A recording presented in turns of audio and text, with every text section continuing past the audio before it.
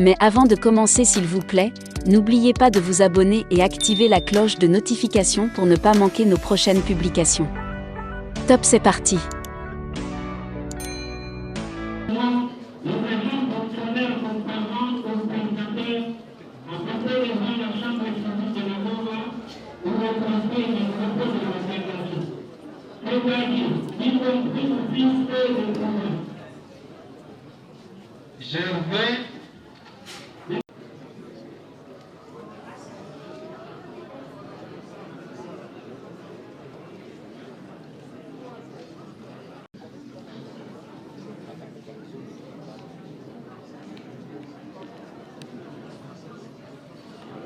Messieurs les journalistes, c'est une joie de vous rencontrer, de vous parler de ce que nous avons eu à organiser en ce jour du 12 novembre 2022, un samedi où les agents fonctionnaires transnationaux ont eu à prêter serment holographe sur la circonscription transnationale de l'allégation ou ablégation pilote pour les pays territoires d'Afrique centrale et australe, en RD Congo, Kinshasa, et partout dans les provinces, et dans les poules, et maintenant nous sommes à Butembo.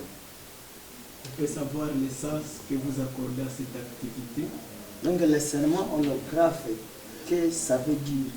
En fait, vous savez que depuis des années, depuis 1997, où Nations et Religions Unies Organisation mondiale a été créée dans le seul but d'apporter la paix garantie et stable dans le monde, la sécurité civile transnationale collective, la justice immanente et humaniste pour tous, nous sommes dans une longue période d'implantation qui devrait prendre effet pour maintenant matérialiser les nobles objectifs de l'organisation dans sa vision de la paix.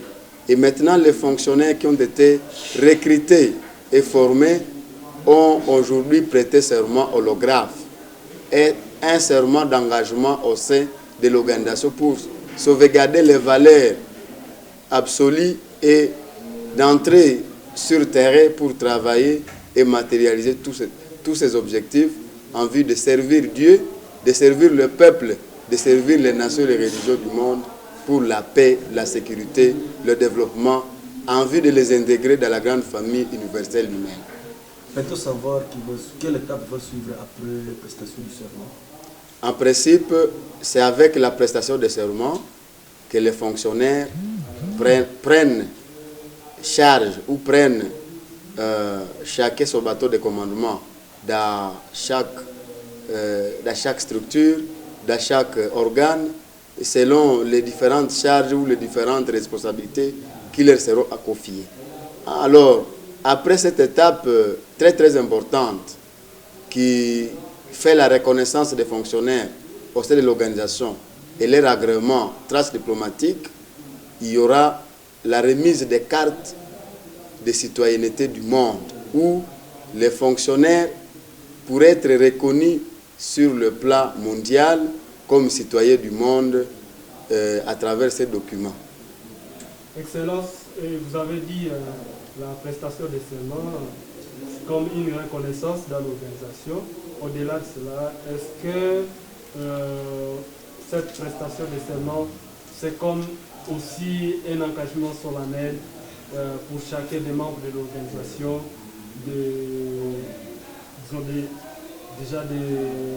rassurer de leur implication dans les questions de paix dans la région?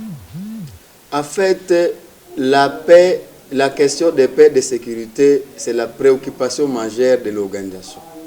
Les fonctionnaires qui viennent de prêter serment et qui vont servir l'organisation avec loyauté et fidélité, ils ont prêté serment devant Dieu, devant les nations et les religions et devant le peuple de la planète Terre habitée, de l'humanité physique et biologique, de ne jamais trahir la vision et les textes et règlements de l'organisation.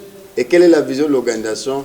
C'est la paix à travers plusieurs activités que nous allons faire, que nous allons exercer, que nous allons entreprendre avec les États d'accueil et a priori la RD Congo, pays d'accueil au sein de l'allégation pilote pour les pays territoires d'Afrique centrale. Donc, C'est à cela que nous sommes engagés pour dire nous sommes prêts au sacrifice suprême de notre État pour travailler au profit et au bénéfice de la population de la planète pour que la paix garantie stable soit et perdure à jamais.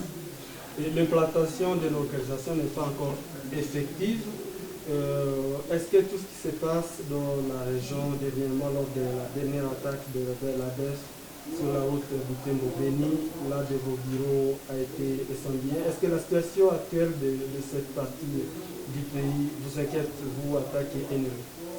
La situation est sécuritaire ou alors la précarité de la sécurité dans notre région en particulier et en RDC en général nous préoccupe au plus haut niveau. Pourquoi? Parce que l'organisation étant dans la démarche de la paix et de la sécurité, même motif de sa création, nous avons justement perdu notre bureau, c'est une désolation. Notre antenne de Kabacha, dans le site de Butembo, a été aussi vandalisée. Nous le regrettons, mais nous sommes dans les démarches avec le gouvernement congolais. Une fois opérationnel, il y a des actions, il y a des projets, il y a des sollicitations, il y a de lobbying au niveau mondial, parce que nous avons été créés par les nations, par les religions, et donc nous avons une souveraineté transnationale. Et nous avons les États à nos côtés, les religions à nos côtés, et toutes ces situations qui prévalent à l'est du pays ne laissent pas l'organisation silencieuse. Et je crois qu'à un moment donné, la solution pourrait être donnée avec bien sûr les autorités congolaises qui se donnent aussi corps et âme et prêtes au sacrifice suprême pour libérer la population longtemps meurtrie.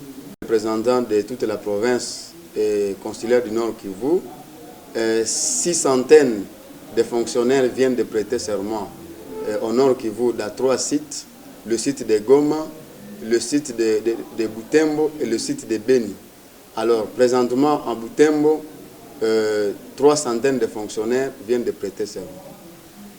À part les activités institutionnelles, ENRI est capable aussi à quel type d'activité et avec quels moyens? L'Organisation des Nations et Religions Unies, c'est une organisation de grande envergure.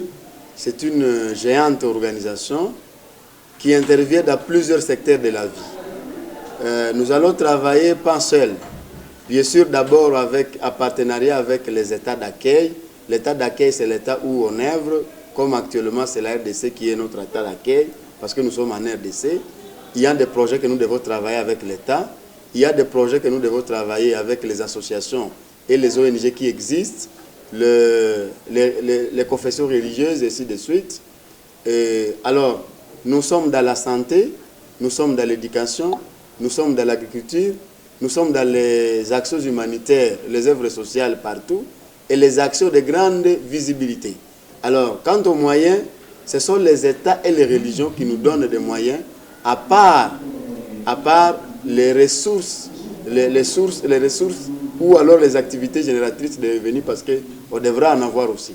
Maintenant, au moment où je vous parle, nous ne sommes pas encore en possession de moyens financiers, parce que vous risqueriez de me poser la question où est l'argent, on ne voit pas l'argent.